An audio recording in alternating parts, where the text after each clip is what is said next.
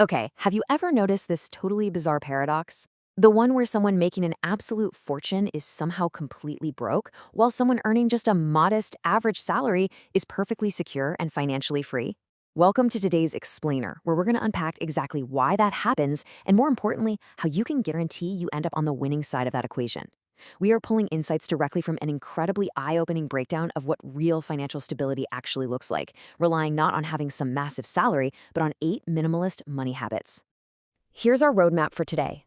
We'll start with 2 lives, 2 realities. Then we'll get into rethinking your purchasing habits, followed by smarter systems for saving, and finally, creating financial breathing room. Let's jump right in. All right, part 1, 2 lives, 2 realities. We're looking at the whole high-income broke paradox. I want you to look at these 2 totally different lives. First up, we've got Daniel. Daniel's 38, senior project manager, pulling in a massive $165,000 a year. On paper, the guy is absolutely crushing it, right? Big house, 3-car garage, 85-inch OLED TV, 2 expensive cars. His garage is literally packed with enough gear to make you think he's a golfer, a cyclist, a camper, and a part-time survivalist all at once. But here's the catch. Every single month, that impressive paycheck hits his account and poof, it's gone. It just gets gobbled up by a huge mortgage, heavy car payments, crazy insurance, endless subscriptions, credit card bills, and about 17 different random things he bought just because they were 30% off. Daniel doesn't really earn his money. He basically just holds onto it for a minute before everyone else comes to collect. He is what we call high-income broke. Now, on the flip side, let's look at Ben. Ben's 37. He's a high school teacher making $72,000 a year. He lives in a modest apartment, drives a super reliable 6-year-old Toyota. His TV is honestly so old you kind of wonder why it even needs Wi-Fi.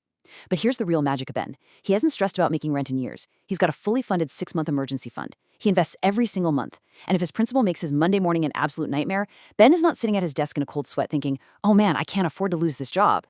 So the gap between their salaries is huge, right? If you judge them strictly by their income, Daniel looks like the undisputed winner. I mean, he makes more than twice as much as Ben. He's got the bigger house, the nicer cars, the expensive toys. Yet, despite that massive income advantage, Ben is actually the one who possesses the ultimate luxury here, financial breathing room. And this right here reveals one of the most foundational and honestly kind of strange truths about money. Your financial stability isn't determined only by how much money you make. It's actually determined by your income combined with what your lifestyle requires just to survive. Look, if your lifestyle demands every single penny you bring in, you are literally always one missed paycheck away from total disaster, regardless of how many zeros are on your salary. It's not about being cheap, okay? It's about building a lifestyle that simply demands less from your money. So, how do we actually pull that off? Let's move into section 2, rethinking your purchasing habits, and really dive into the mindset behind our spending. Okay, let's dive into this first habit. Think beyond the price tag. Usually, when we see something we want, we just look at the sticker price and ask, hey, can I afford this? For a $100 pair of shoes? Sure, the cost is just $100. But let's take a $50,000 car. You might think, awesome, the monthly payment fits my budget perfectly. But listen, you aren't just paying that monthly payment. You are signing up for a long-term relationship with your bank account. You've got insurance, gas, servicing, new tires, random repairs, registration, and of course, massive depreciation. So the true cost isn't just buying the car, it's owning the whole shebang for the next 5 to 7 years. We've got to stop asking, can I buy this? And start asking, can I comfortably afford to own this? Which leads us right to habit 2. When something breaks, our brains instantly go, okay, which new one should I buy to replace it? But there is a way better question you should be asking. Think about this. Imagine the TV in your bedroom finally dies. Not the main living room TV, but that secondary screen you maybe turn on like once every 3 months.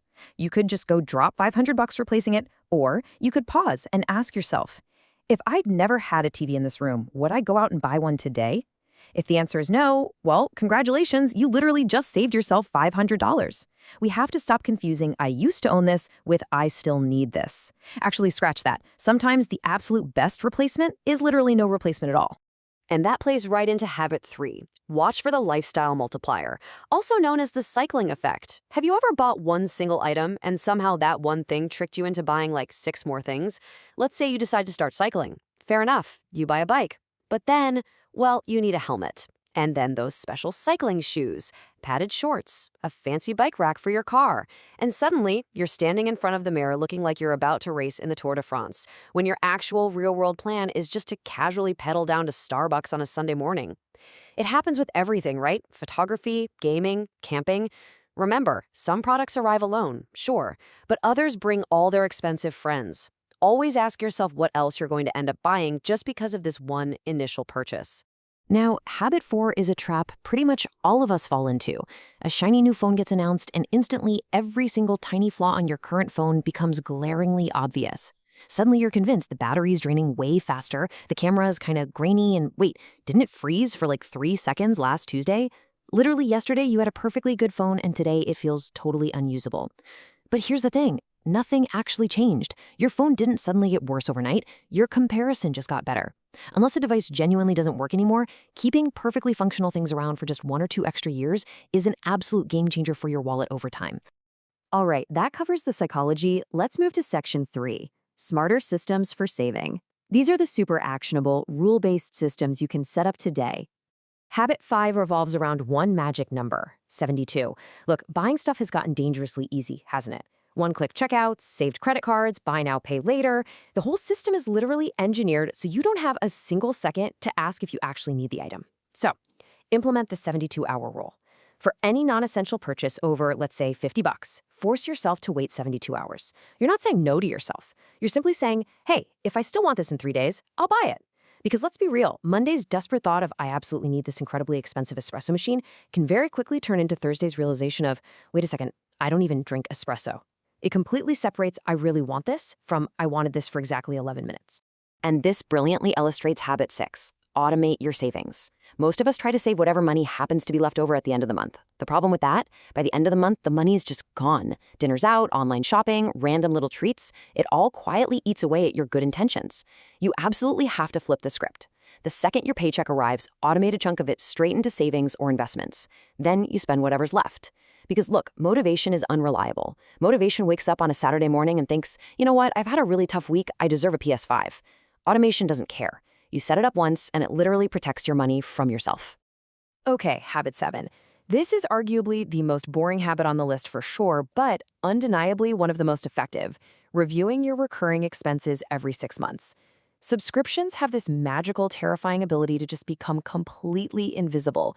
You sign up for some random app at $12.99 a month, and 3 years later, you are still paying for it, even though you literally do not remember the password.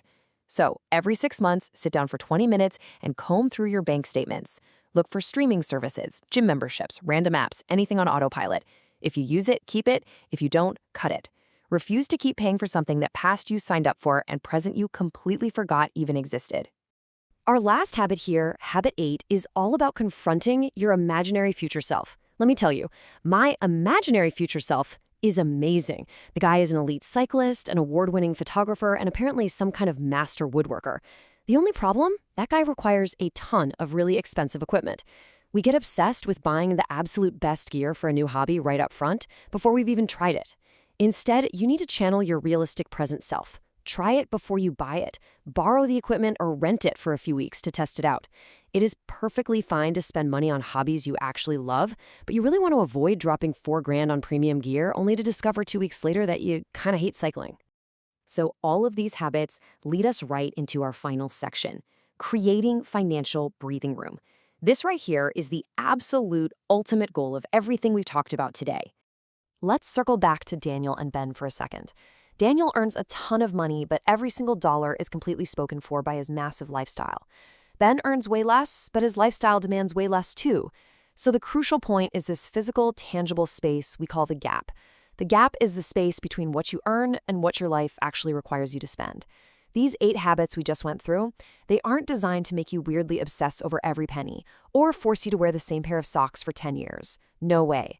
They are designed to systematically lower your required baseline and stretch that gap as absolutely wide as possible. Because here's the secret. The bigger that gap gets, the more power and freedom you have. Just look at what living in that space actually lets you do. You can effortlessly build up a really solid emergency fund. You can invest way more for your future. You can totally crush your debt.